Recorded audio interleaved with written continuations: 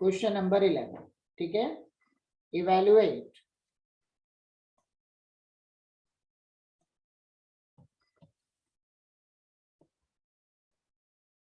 One two four fx dx where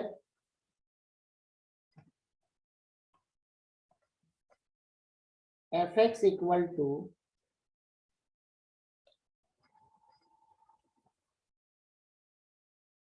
7x plus 3, 1 less than x less than 3, 8x 3 less than x less than 4, ठीक है। तो यहाँ पे क्या बना, हमारी जो प्रॉपर्टी है A2C और C2B, 1 मतलब 1 से 3 और 3 से 4, उसी का हम यहाँ पे यूज करेंगे। तो ये हमारा बन जाएगा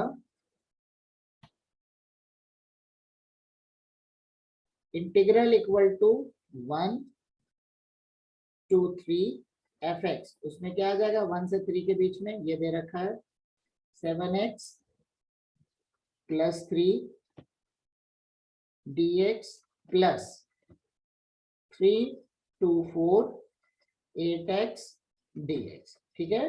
तो वैल्यू को हम पुट करेंगे, this will be 7x square by 2 plus 3x 1 से लेकर 3 plus 8x square by 2 3 to 4, ठीक है। सो सबसे पहले हम यहाँ पे 3 पुट करेंगे, this will be 7 into 9 upon 2 plus 3 3s are 9 minus 7 by 2 and minus 3 plus 8 into 16 by 2 minus 8 into 9 by 2.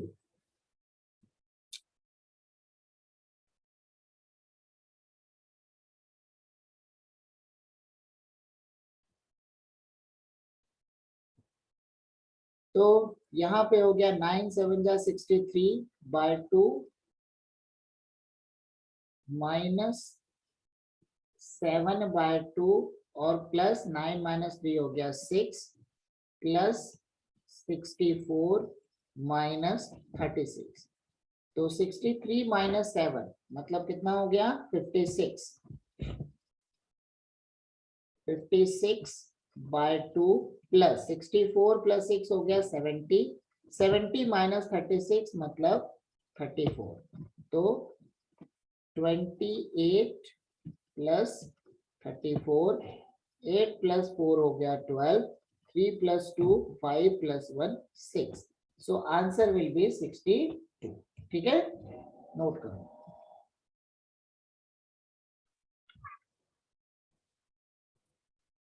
Question number 12, evaluate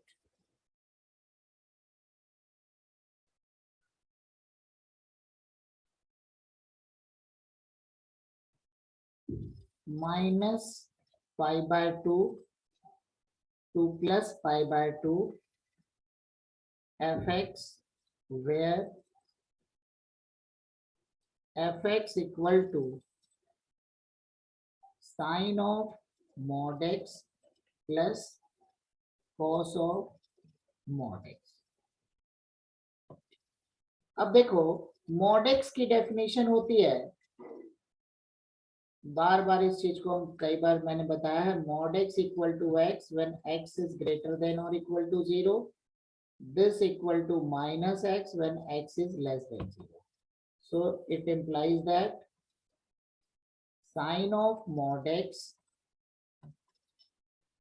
equal to sin x when x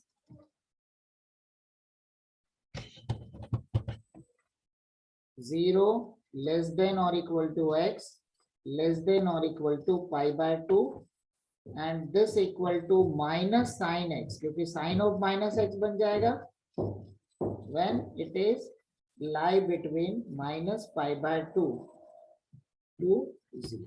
ठीक है, एंड कॉस का कोई इशू नहीं है, क्योंकि cos of minus theta हमारा plus cos theta होता है। Cos of mod x equal to cos x when x belongs to -π/2 to +π/, ठीक है। तो cos के लिए कोई इशू नहीं है, क्योंकि cos ऑफ माइनस थीटा हमारा प्लस cos थीटा ही होता है। So integral equal to -π/2 to 0, ये बना हमारा minus sine X plus cos x dx plus 0 to π/2 sin x plus cos x dx. So this will be minus sine X का बन गया cos x plus sine X, इसकी limit हो गई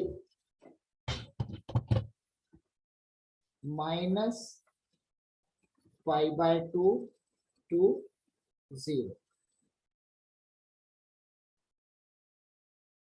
plus दूसरा हो गया हमारे पास minus cos x sine X का इंटीग्रेशन प्लस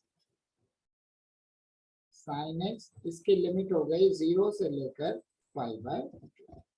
सो ये बना cos 0 प्लस साइन 0, फिर बनेगा cos ऑफ -π/2 प्लस नहीं, यहाँ पे माइनस आएगा,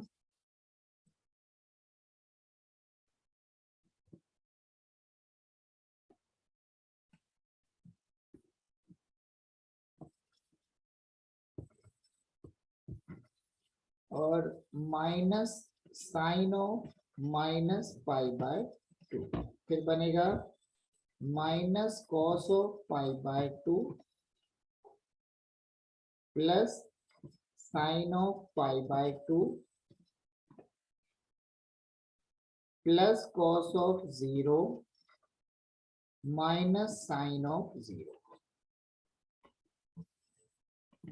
सो इनका आंसर क्या हो गया, cos 0 का मतलब 1, साइन 0 हो गया 0, और यहाँ पे बना माइनस माइनस प्लस, तो 1 प्लस 1, फिर बना साइन π/2, अगेन हो गया 1, इसकी वैल्यू और इसकी वैल्यू, बाकी तो 0 हो गया, फिर ये हो गया 0, फिर साइन π/2 इसकी वैल्यू 1, एंड देन cos 0 इसकी वैल्यू भी 1। सो आंसर विल बी, ठीक है। तो ये जो चार टर्म है इनकी वैल्यू सभी हमारी प्लस है, ठीक है। So answer will be,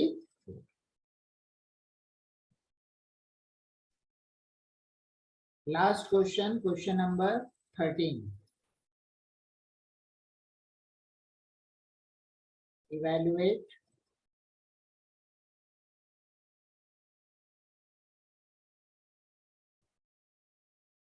-5 to +5 x की power 43 plus mod x dx, ठीक है। x की power 43 plus mod x dx। अब देखो, अब इसमें हम क्या करेंगे,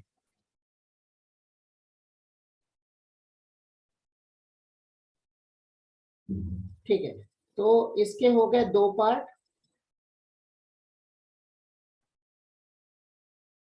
-5 to +5 x की power 43 dx plus -5 to +5 mod x dx, ठीक है। ये प्रॉपर्टी आ गई हमारी -a to +a f(x) dx equal to 0 when f of -x equal to -fx। इसको मैंने अभी अभी बताया था, 1-2 दिन पहले की क्लास में हुआ है। And twice of 0 to a fx dx when f of -x equal to fx। ठीक है, सो हमारे पास हो गया x की पावर 43। ठीक है, अगर मैंने इसको लिया fx इक्वल टू x की पावर 43, तो f of -x बन गया -x की पावर 43। ठीक है, तो दिस इक्वल टू बन गया -fx, therefore -5 to +5 x की पावर 43 dx इक्वल टू क्या हो गया 0। And similarly let gx equal to mod x, तो g of -x equal to mod के अंदर -x इक्वल टू +x।